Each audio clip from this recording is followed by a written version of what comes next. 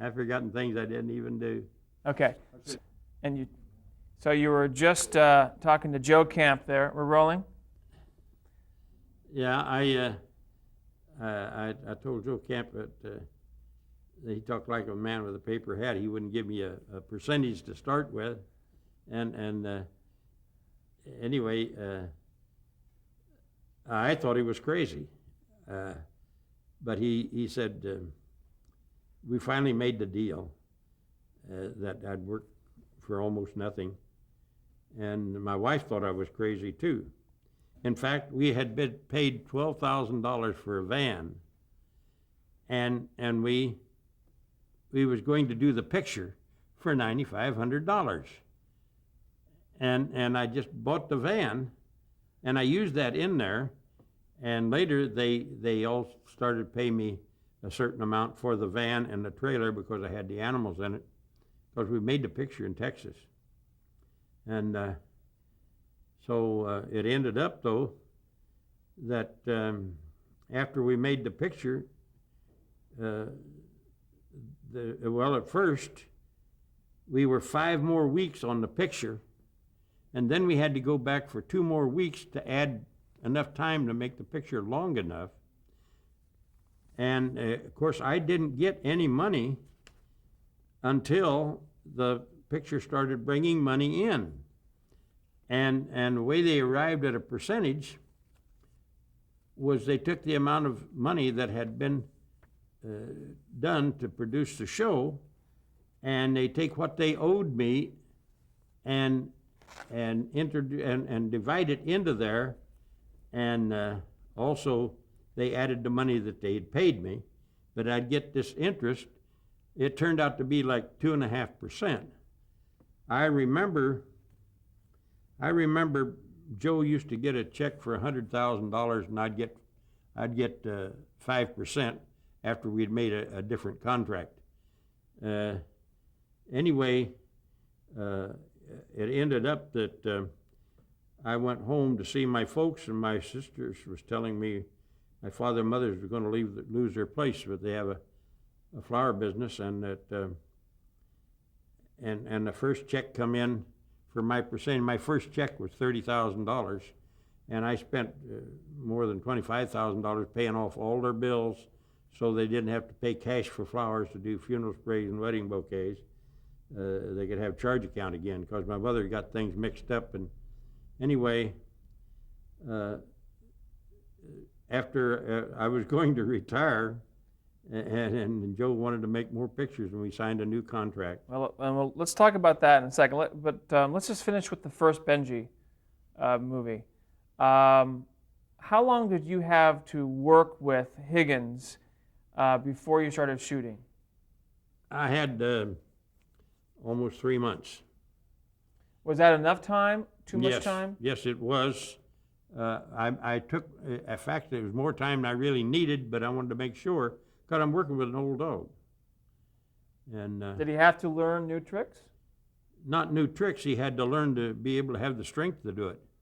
You see, when he got old like that, every morning we took a ride. I took a ride on a motorcycle, and he ran up and down. And we had a lane there that was about 600 feet long, and he'd just run alongside me there, and I'd feed him for it, and then I'd have him climb a ladder about 15 feet and jump in the water and swim and stuff like that, and it built him up.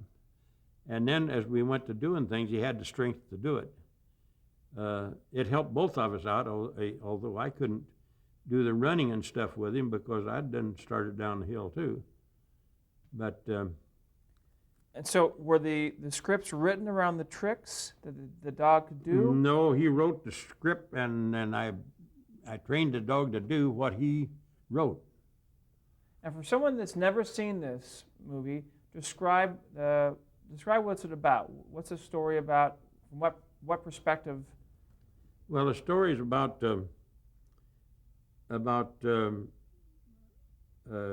two children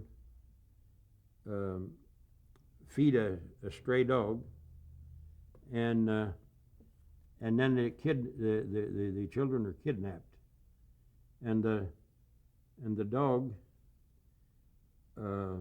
is instrumental in locating the kidnappers, because the dog, as a stray dog, was living in the house where the kidnappers was living and doing their stuff. It ended up that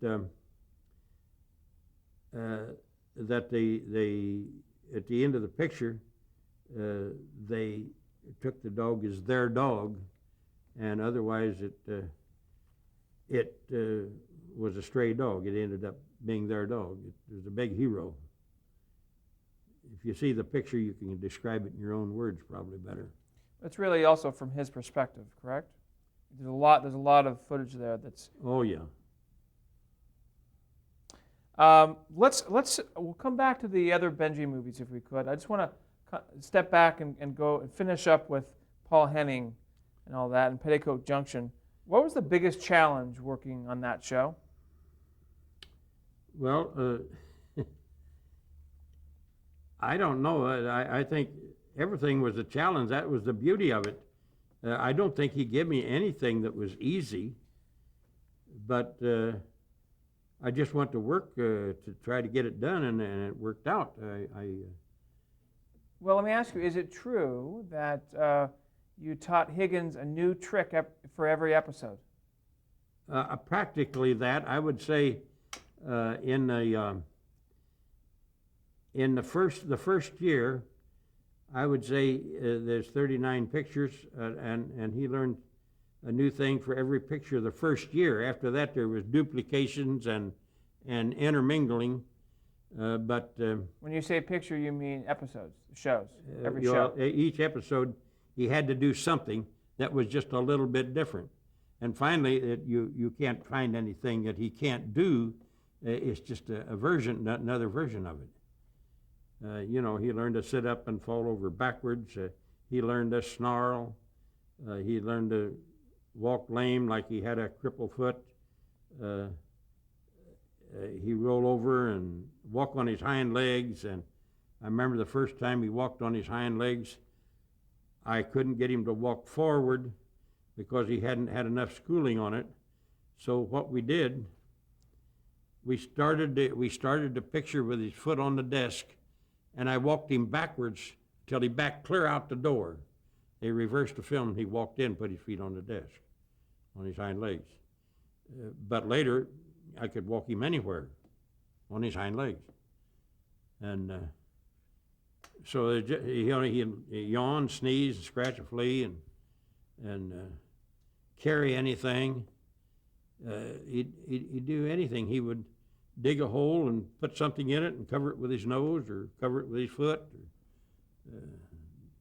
He learned to walk tight wires blindfolded and backward. And I mean, it wasn't anything that he didn't learn. How much time would you have between episodes to teach him a new trick? Well, By the time you got the script is what I mean. By the time you got the script. I get the script. Sometimes I'd have the script 2 or 3 weeks ahead of time, but I'm working every week, and 3 days a week I'm working on the picture. 3 days I'm there with them and rehearsing, and 3 days we're shooting, and then we're on the next picture. So I'm working. I'd get up in the morning at 6 o'clock and work a couple hours on a couple of dogs, take 3 or 4 animals with me to the studio and do whatever work they wanted to do, and in between time I'd work on another animal for another picture or for one of the coming up pictures. So it was when you would get the script for Petticoat Junction, you get it maybe 2 or 3 weeks, and in that script a writer has written, whether it's Paul Henning or another writer, written a particular trick in the script, and then you would try to adapt that, or would you suggest? Sometimes they would call me in the office and say, is it possible to do this or that? And I said, well, I'll try. I think I can. And they'd write it in. And very seldom did I ever go and say, you have to change anything. I did it the way they asked. Typically, how many takes would you have to get a particular trick for a scene done with Higgins? I think Paul Henning would say, word it best. He called him a one-take dog. He says he was the best actor in the entire picture, and he said that with his very own words. and he was just a remarkable dog, and I don't see how any dog could ever compare with him, except when I trained his daughter, and darned if the daughter didn't do it too. Well, I was going to ask you, was Higgins the most talented dog you've ever worked with? Boy, that's a hard one to say. I had Tramp on my 3 sons for 14 years. I want to talk about that too. You know, And Jeep was pretty talented, wasn't he? I think Jeep was more talented than any of them, but did less work. You see, Jeep was trained way before I had a chance to put stuff in pictures. When these people that hired me, they didn't hire me to use my dog. They hired me to train dogs for them. They wanted their dogs trained like my dog trained. They didn't want to pay me to use my dog. They paid me to train theirs. Let's get on to Green Acres. Talk about working on that show. How'd that come about? Well, they got Green Acres started, and they called me for a pig for Green Acres. And it was supposed to be at the train station in a baby buggy, and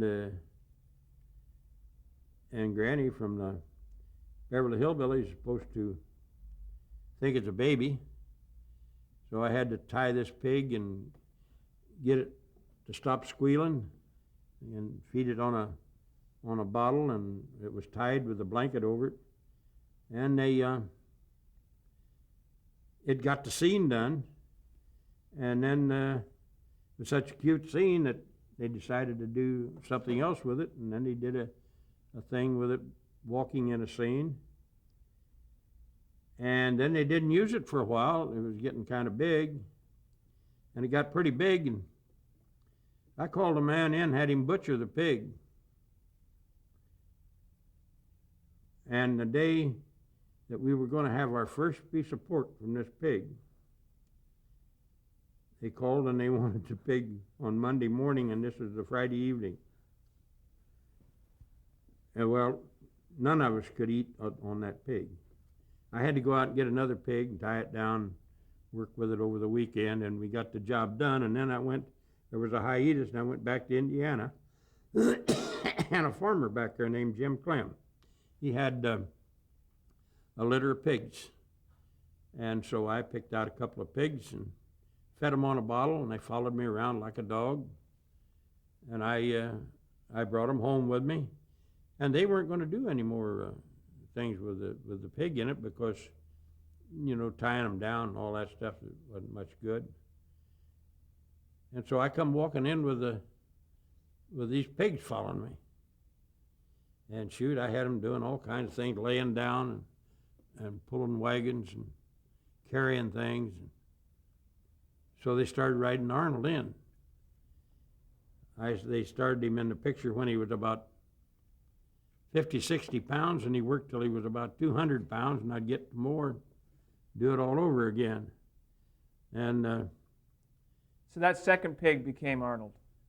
That's the one that became Arnold.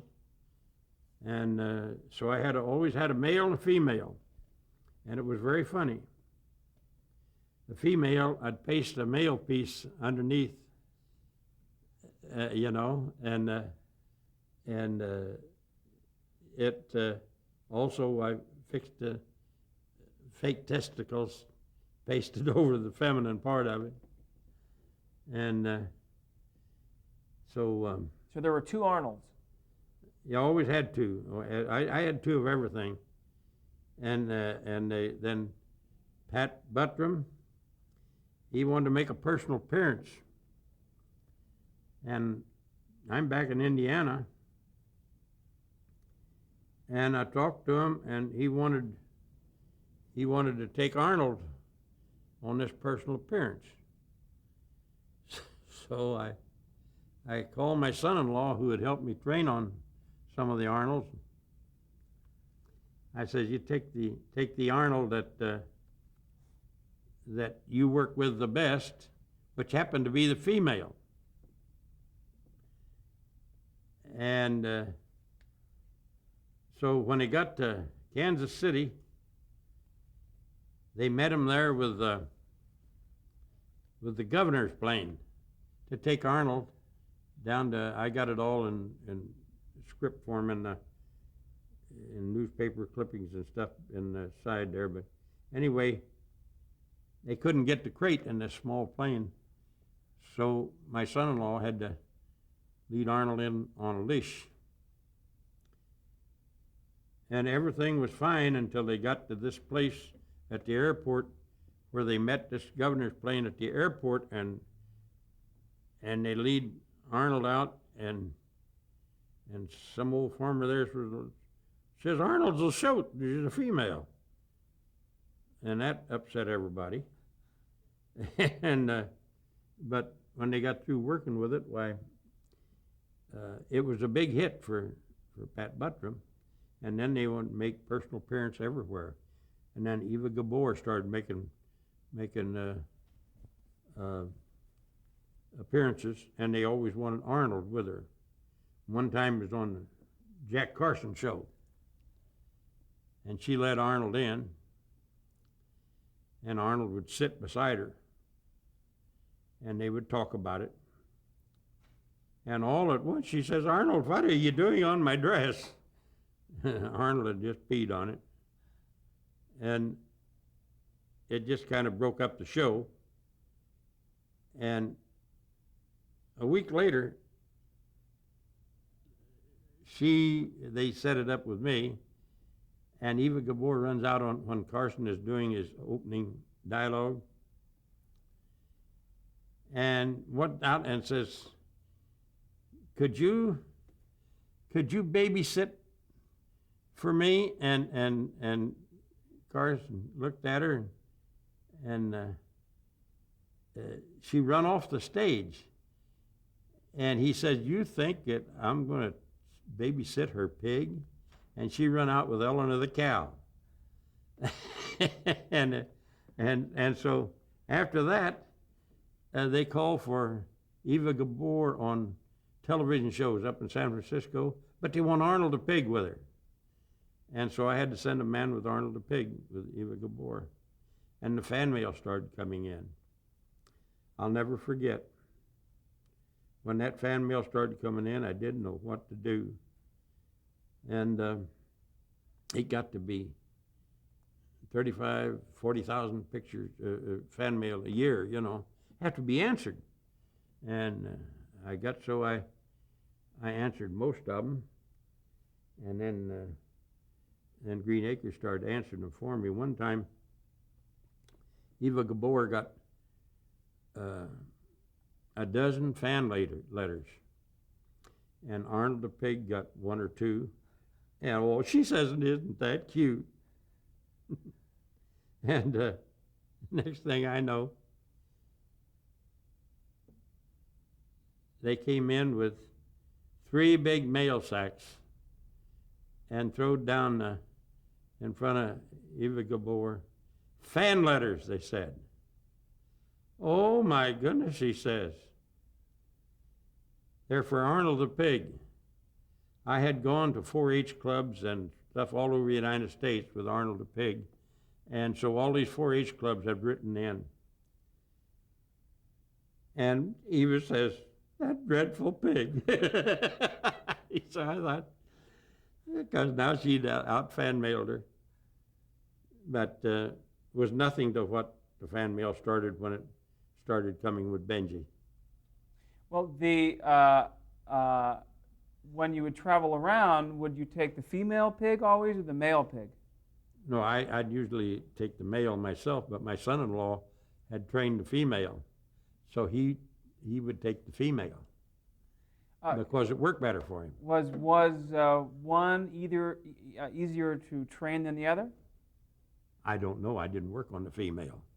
I worked on the male, and I got the female so that I could raise more Arnolds. That's great. To talk a little bit about Eddie Albert, Describe Eddie Albert.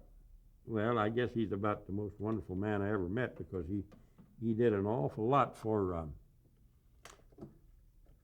forestation and stuff like that. I talked to Eddie Albert just 2 or 3 weeks ago. He can't go. He's 93 years old and he can't get around now. But he was a wonderful guy to work for. And so I can't say anything but good about him. What about Eva Gabor? How was working with Eva? Actually, very good to work with. She had funny things to say. Like one time I had the crowing rooster there, and people come in, and she was very good at getting the spotlight, you know. And so when they came in there, and I come in and I got the rooster sitting on my arm. And these people there taking pictures and everything. And Eva Gabor says, "Oh, Frank, what a beautiful cock you have there." Well, I didn't know what to say, you know, and I didn't say nothing. But it was very funny the way she said it. And so the crowing rooster got to crow in that show too. So.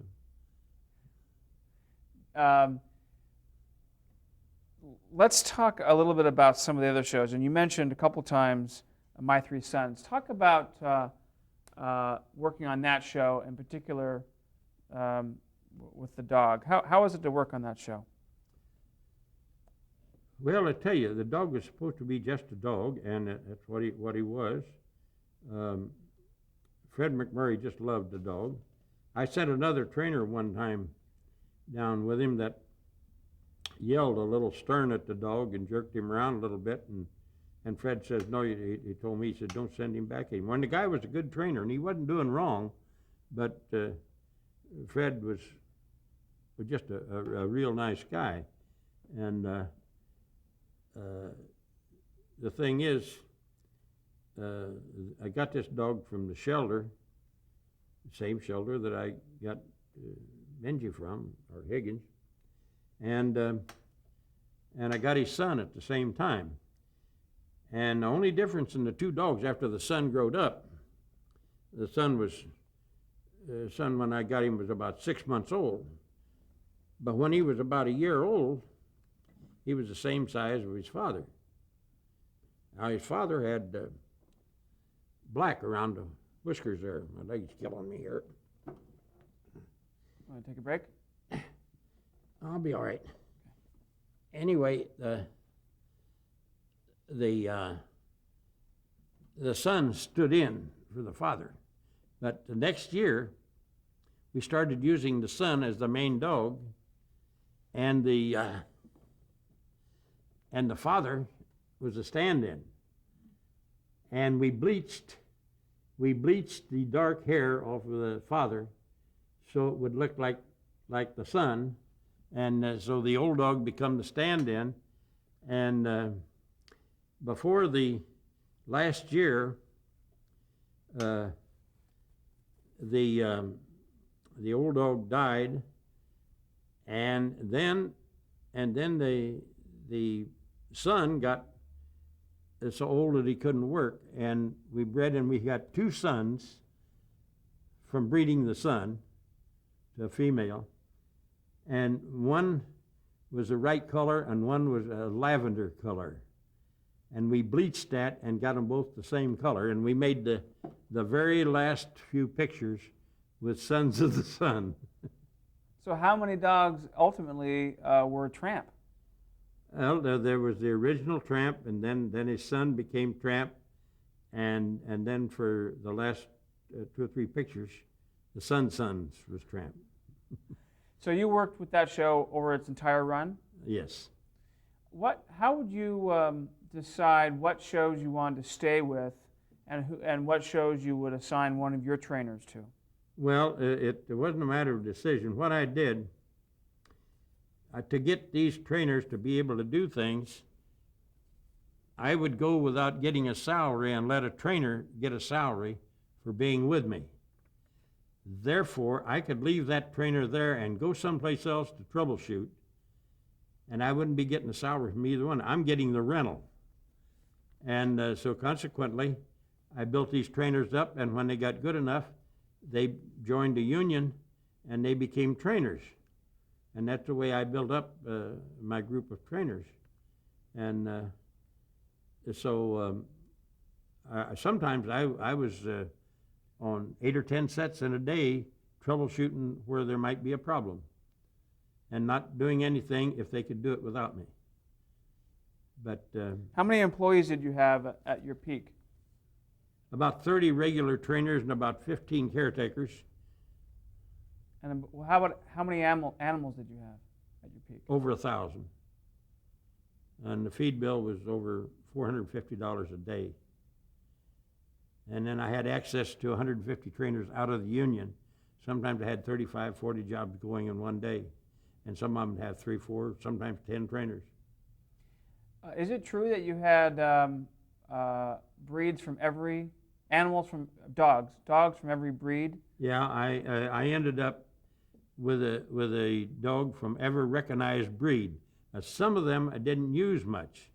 Like I had a Saluki that only worked 2 or 3 times.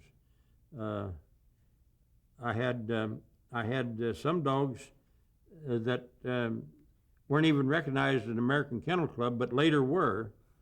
And when I started working with the Basset Hound on the People's Choice, the Basset Hound in popularity was 85th. And after we did it for 3 years, they was in the Basset Hound was in the top 10. So it made a difference in the sales of Basset